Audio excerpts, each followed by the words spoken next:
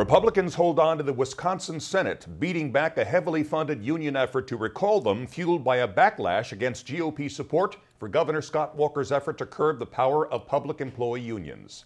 As for what this all means, we turn to the senior editor for the American Spectator, John Fund. He's one of the nation's top political writers and has been following the Wisconsin political situation very closely. Hello, John. Thank you. A real pleasure to be with you, Ashley. Millions of dollars from national labor groups, dozens of attack ads, tenacious get-out-the-vote drives, the whole 9 yards, and all for naught. Your thoughts, John? Well, it was astonishing to see labor unions spend $35 million of their members' dues money to beat back Scott Walker's labor reforms. But the astonishing thing is, and all the money they spent, mostly unsuccessfully, their ads against the Republican incumbents they were trying to recall never talked about the labor law reforms. They talked about ending Medicare, which is a federal issue, not a state issue. They talked about Paul Ryan. They talked about cutting budgets for education. They talked about everything except the issue of whether or not labor union members should have the right to withhold dues from their union if they didn't want to go to politics. And that was the core of the issue that brought 70,000 people to the Madison State Capitol in February and March.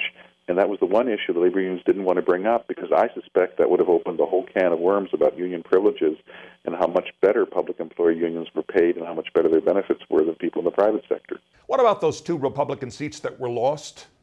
Well, I think the explanation for those seats being lost is very simple. Dan Kapankny, the Republican who was recalled in La Crosse, Wisconsin, was in a very Democratic district. Obama got 61% of the votes there in 2010. His loss was not a surprise. The second district, where Senator Randy Hopper was defeated, I think turned on personal issues. He won 49% of the vote. He almost survived, but he had a terrible problem.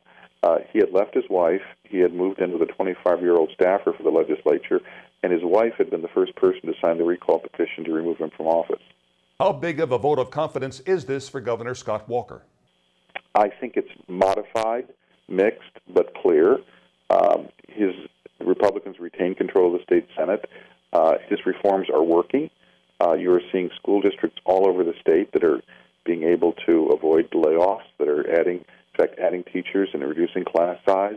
They're saving lots of money because the health insurance monopoly that used to be controlled by the teachers union has been broken.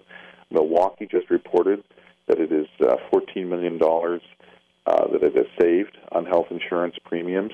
All over the state, you are seeing the reform starting to work. I think when parents send their kids back to school in September, they're going to see the schools are still there, and in some cases are probably performing better because of the flexibility now that school boards have in negotiating labor contracts. There's a recall election coming up for Democrats who fled the state so they didn't have to vote on the Republican budget. What's likely to happen to them?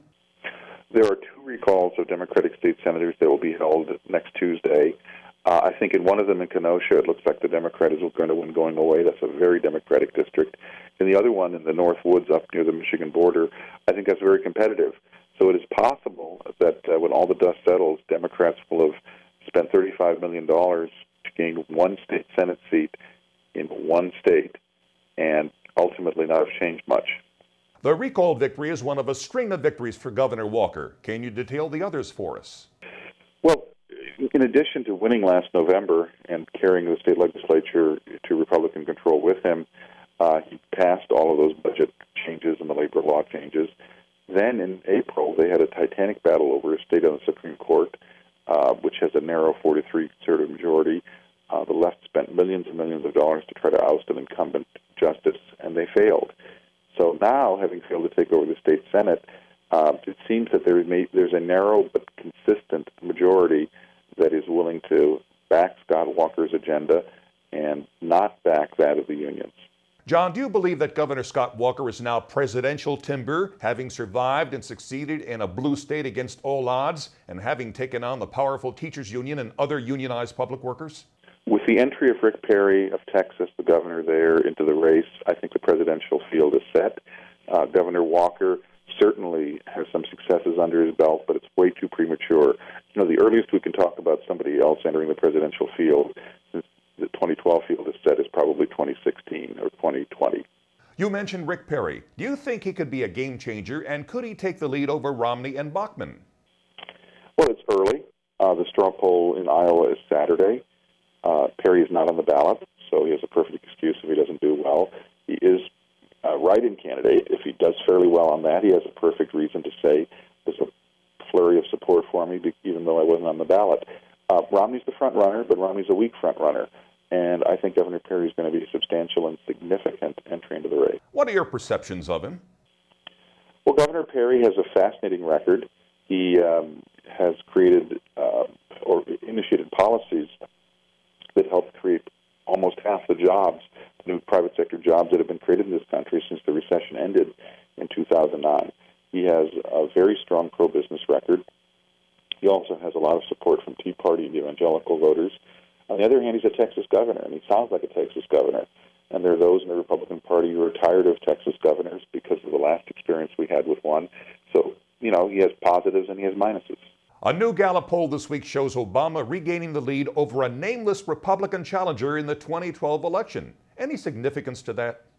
Look, no one poll should be taken too seriously.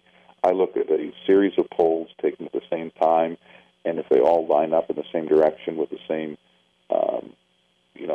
set of numbers, I pay attention to them. No one poll should be taken at face value. But remember, a generic Republican isn't running. What was more interesting in that poll is Obama was significantly below 50%. In a two-way race, you can't win as an incumbent if you're below 50%. That's the more interesting number. John Fund, senior editor of American Spectator magazine, thank you. Thank you.